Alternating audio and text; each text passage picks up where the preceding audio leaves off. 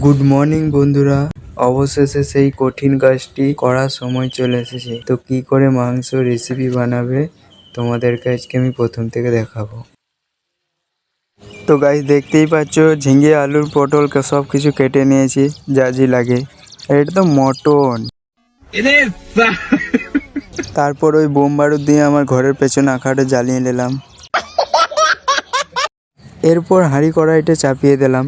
তারপরে আমি কেরোসিন তেলে রান্না করতে ভালোবাসি তো বা খেতে ভালোবাসি, তাই একটু কেরোসিন তেল দিয়ে দিলাম। এরপর দিয়ে দেবো আলু কচু বেরোগলা। দেখতেই পাচ্ছ সেদ্ধ হয়েছে, ভাজা হয়ে যাবে। 5 মিনিট লাগবে, 5 মিনিট। এইখন আলুগুলা দিচ্ছি, দেখতেই পাচ্ছ। একটু নেড়ে চেড়ে দিলাম যাতে খড়া খড়া। ওরে সালা, সেই তো মনে হচ্ছে আমি কোনো বিয়ে বাড়ি অনুষ্ঠানে এসেছি রান্না করতে। তারপর তুলে দিলাম ছাংনাতে করে। ছাংনা না ঝুড়ি কে জানে কি বাটে, ও যাই হোক ঝুলে দিলাম। সরি, তুলে নিলাম।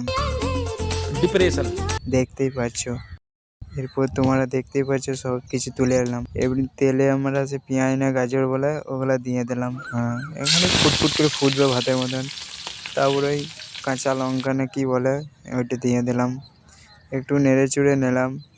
এরপর টমেটো না গেরো কচু কি বলে, ওই আদা রসুন বিমল ঝালমল দিয়ে দিলাম। খানি ফুটবে, দেখতেই পাচ্ছ ফুটছে। এরপর টমেটোটা দিয়ে দিলাম। টমেটোটা দেওয়ার পর আলু মটন সব দিয়ে দেবো। এবার একটু নেড়ে নেব, তারপর মটন।